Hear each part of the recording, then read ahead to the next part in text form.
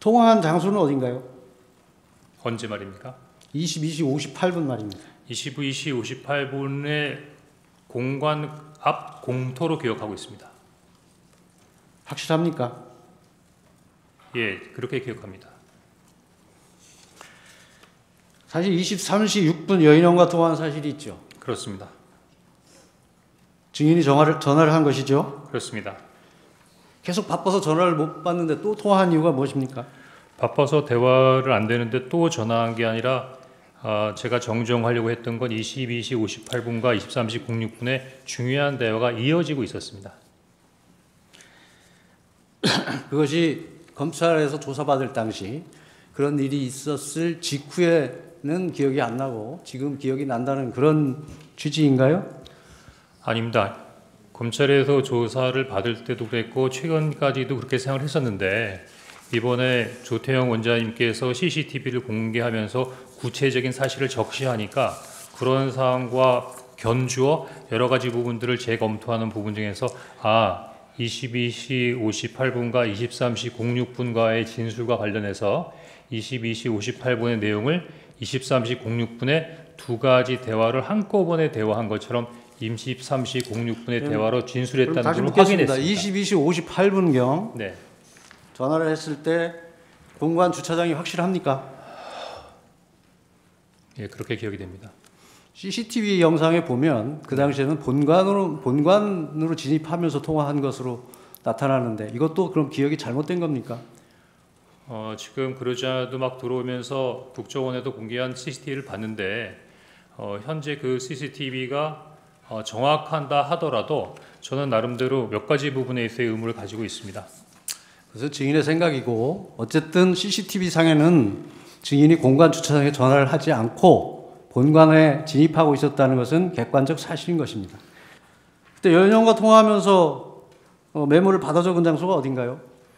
제가 검찰 진술을 처음부터 할 때부터 받아 적은 정서를 관저 앞에 있는 공관 공터라고 생각했는데 아까 말씀드린 대로 약간의 기억을 보정해 보니 처음에 여인영 사령관이 저에게 그 체포자 명단을 불러주겠다고 했던 거는 그 공터에 있는 22시 58분 상황이었던 것 같고 그 이후에 그 명단을 받아 적은 것은 23시 06분에 사무실이었던 것 같습니다.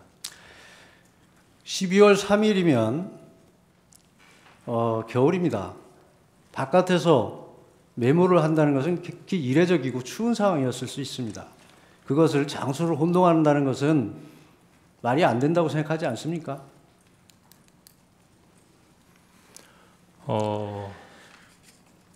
그 이후에 명단을 받아 적은 후에 네. 어떻게 했습니까?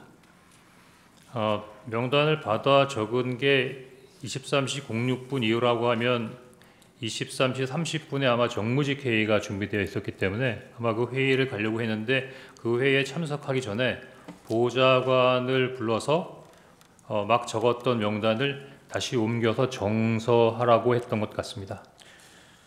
증인이 진술하기를 보좌관에게 작은 수첩을 주면서 한번 정리해봐라. 나도 잘 못 알아보겠다고 해서 보좌관이 다시 그 내용을 작성했고 처음 적은 작은 메모는 글씨를 너무 날려 적어서 보기 힘들어서 구겨서 버렸다. 이렇게 진술을 했는데 맞나요? 일단은 그 두 번째 메모를 옮겨 적은 것을 받은 다음에 두 번째 메모가 있으니까 아니, 그러니까 이 진술한 게 맞냐고만 묻습니다. 보통 자기가 쓴 것을 자기도 못 알아보는데 네. 그것을 보좌관에게 정리시킨다는 것이 상식에 부합하지 않을 뿐만 아니라 지금 증인이 진술하였듯이 그 엄청난 명단을 불러줘서 미친 짓이다까지 생각했던 명단을 보좌관에게 정리시킨다는 것은 이게 상식에 부합한다고 생각하십니까? 지난번 변론 때 그 조태영 국정원장님께서 내부 조사를 통해서 그 보좌관에게 제가 지시를 했고 정서토록 했다는 부분의 조사 결과를 직접 말씀하셨던 것 같은데요. 본인이 못 알아보는 것을 보좌관이 정리할 수 있습니까?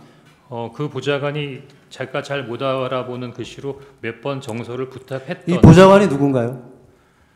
지금 보좌관은 현재 국정원에 근무하고 있는 직원입니다. 이 메모지는 증인이 받아 쓴 것을 보좌관이 정서한 거라고 했죠. 네.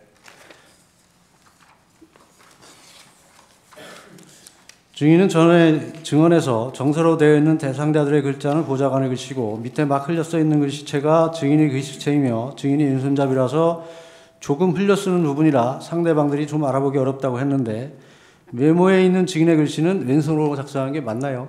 아닙니다. 그때 그러면 지난번에 증언은 위증한 것이네요. 아니 외증한 것이 아니고 다소 와전됐다고 생각이 되는데 와전이 아니고 제가 그렇게 증언을 했습니다. 왼손으로 아니 썼다고. 저도 지난번에 했던 CCTV를 봤는데 그렇게 왼손으로 썼다 이렇게 얘기하지 않았습니다. 왼손잡이가 써서 글이 흘렀다 했는데 제가 왼손잡이인데 오른손으로 글을 쓰니까 원래 왼손잡이가 오른손으로 글을 쓰니까 글이 악필이다. 그 말씀을 설명드렸던 겁니다. 여인영 방첩사령관으로부터 불러주는 명단을 메모를 해서 그것을 보좌관에게 정서하도록 시켰는데 여기 보면 딴지일보 이상한 게 들어가 있고 권순일이라는 이름이 2번 적혀 있고 또 조국 전 의원, 박찬대 의원은 빠져서 추가로 적는 일이 생겼습니다. 왜 이런 일이 생겼을까요? 이것이 첫 번째 메모를 바로 옮겨 적은 것이 아니고 제가 말씀드린 대로 자세하게 인적사항이 부기가 되어 있는 두 번째 메모가 있었다고 말씀을 드렸고요. 요거는 보좌관이 두 번째로 적었던데 기존에 있는 명단을 그대로 보고 적은 게 아니라 한번 적어봐 이름만 해서 두 번째 메모를 보지 않고 자기가 생각나는 대로 일단 적은 내용이고요. 그러면 두 번째 정서한 두 번째 메모를 주지 않고 네. 그냥 또 기억에 의존해서 적어봐라 이렇게 시켰다는 건가요? 맞습니다. 그 이유가 뭔가요? 제가 당일날은 너무 정무직회의, 산하부소장회의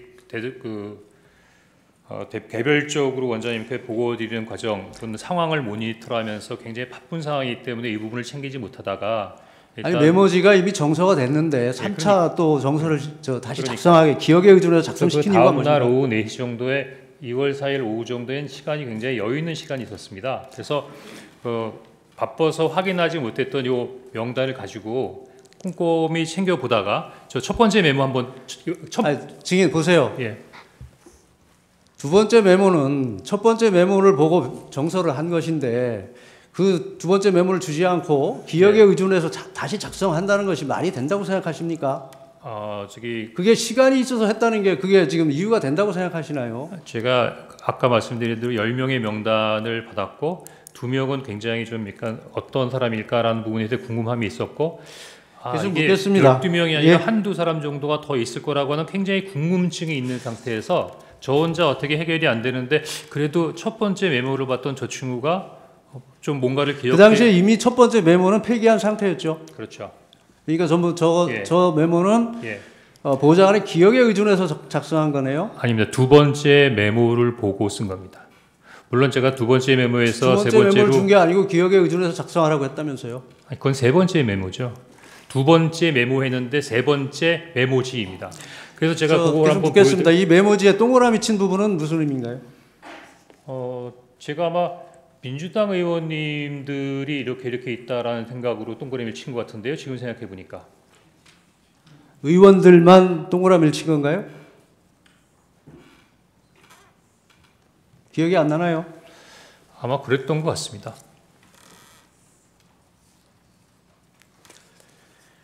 앞에서 이건 미친 짓이다 하고 적다 말았다고 했는데 굳이 이 메모를 다시 정서시킨 이유는 무엇입니까? 당시 이렇게 그 말씀은 좀 제가 뭐 약간 그런 뉘앙스가 있었다는 말씀을 드렸던 거고 그런 것과는 무관하게 당시에 있었던 그런 부분이니 당시에 이런 일이 있었으니까 최소한 비상계엄 당시에 방첩사가 체포하려고 했던 명단이다. 그 명단 정도의 인원들은 알고 있어야겠다라는 생각으로 그 명단을 기억하기 위한 차원에서 메모를 남긴 겁니다. 그 명단을 굳이 기억할 이유가 있나요? 다른 목적을 가지고 작성됐던 것으로 보이는데 그 목적이 무엇일까요? 그 정보기관에서는 여러 가지 부분들을 많이 알려고 하는데 그 알려고 하는 부분들이 다 나름대로의 다른 의미가 있어서 그렇습니까?